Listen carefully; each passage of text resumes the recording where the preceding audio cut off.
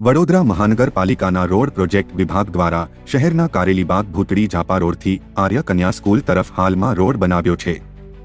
જ્યાં વાયરોક હોસ્પિટલ નજીક નાખેલી વરસાદી ગટરની કેટલીક ચેમ્બરો ડામર મિક્સથી ભરાયાની ફરિયાદ મળતા પૂર્વ કાઉન્સિલર જાગૃતિ રાણા સ્થળ પર ગયા હતા।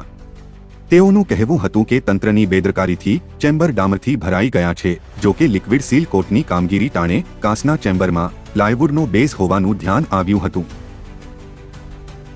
કાલે આપણે જે તમારા લોકોના માધ્યમથી મીડિયાના માધ્યમથી જે આપણે રજૂઆત કરી હતી કે વંચન બેચરથી લઈને હિન્દી કૃષ્ણ વિદ્યાલય સુધી જે કેચપીટો વરસાદી બનાવવામાં આવી છે, એ કેચપીટો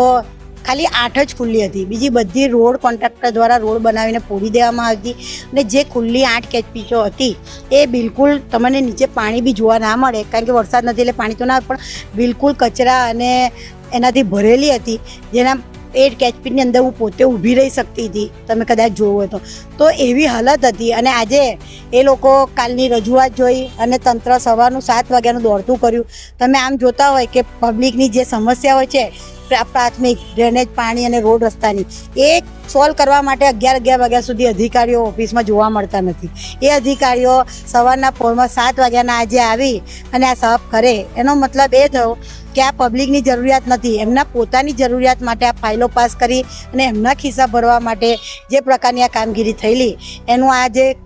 ચોખ્ખું ઉદાહરણ તમને જોવા મળે છે।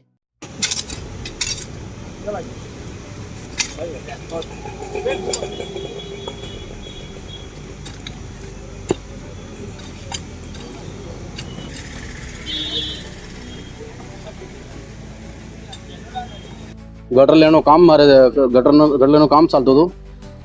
એમાં મેં જે ગટર લેન પૂરી થઈ ગઈ ગટર નાખતા અને રોડનું કામ બાકી હતું, એના પર મેં પલાઈ તોડીને અંદરની જે સ્લેબ ઉપર ભર્યા હતા એ પલાઈ તોડીને પછી રોડ બન્યા પાસે પલાઈ તોડી,